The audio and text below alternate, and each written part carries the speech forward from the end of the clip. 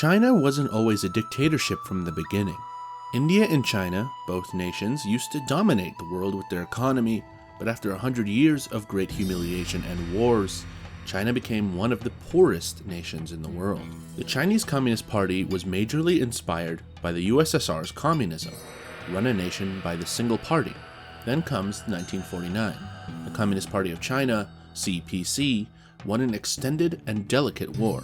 The May 4th movement of 1919, a pupil-led insurrection against China's languorous response to the Treaty of Versailles that had allowed Japan to seize control of German concessions in China, is where the CPC first came up.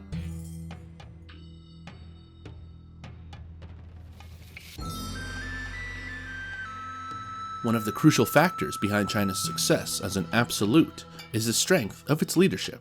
The Chinese Communist Party, CCP, has been suitable to maintain a high degree of harmony and discipline among its members, which has helped to ensure stability and durability in government. If we talk about the economic factors, then after the Communist Party of China CPC came to power in 1949, it embarked on a program of profitable conversion that aimed to streamline the country and make a socialist economy.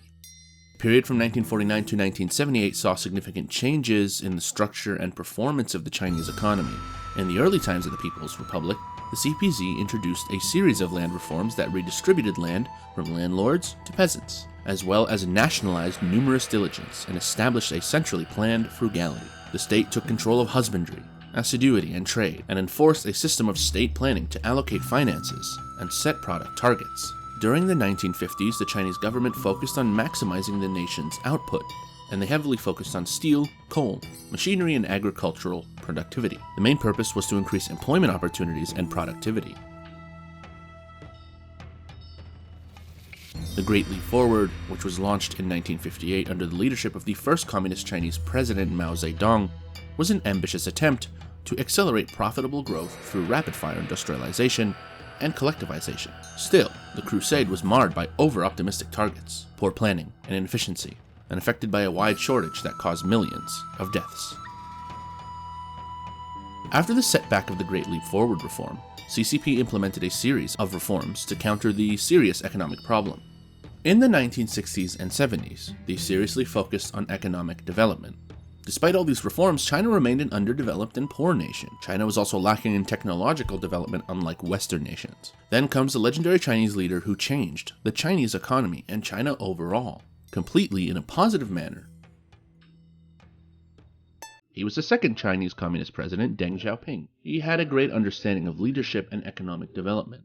In 1978, CCP, led by President Deng Xiaoping, launched waves of economic reform that truly transformed China, even though it was a single-party-led nation. These reforms were reforms in opening up. The main purpose of these reforms was to make China a developed nation and increase the economic growth of China by almost double-digit growth rate. These reforms included increasing foreign investments in China, private enterprise, and liberalizing trade and investment. After 1978, China's economy became the fastest-growing major economy in the world.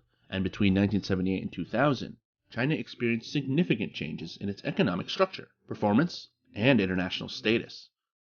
By the 2000s, China's economy had become the alternate largest in the world, behind only the United States. China had become a major player in global frugality with a quickly expanding middle class and a growing consumer request.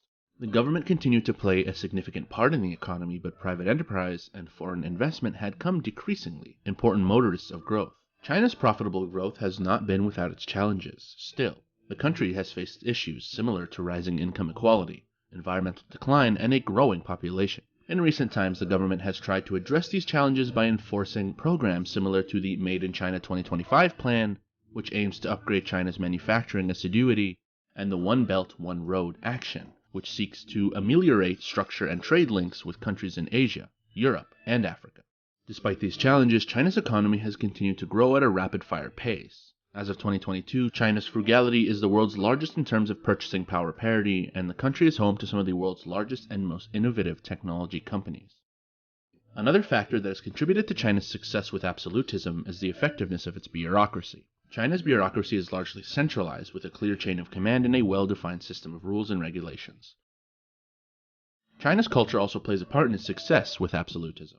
Chinese culture places a high value on social harmony and stability, and the government has been suitable to use this artistic emphasis to justify its authoritarian programs. The government has argued that its strict control over the media, the internet, and other aspects of society is necessary to maintain social stability and help curb chaos. The Chinese strong military also plays a critical role in maintaining this dictatorship. The Chinese military is the People's Liberation Army (PLA), which was made in 1949. Earlier, the PLA was focused on maintaining internal security, but later, they expanded their nuclear weapon tests and started campaigns of many long, short, and medium-range missile tests. In the 1990s and 2000s, the PLA continued to streamline and expand, concentrating on the development of advanced armed systems and the capability to project military power beyond China's borders. China also became more engaged in transnational peacekeeping expenditures and began sharing common military exercises with other countries. Under Chinese President Xi Jinping, who came to power in 2013, the PLA has experienced significant reforms and modernization, with a focus on converting the service into a more technologically advanced and professional force.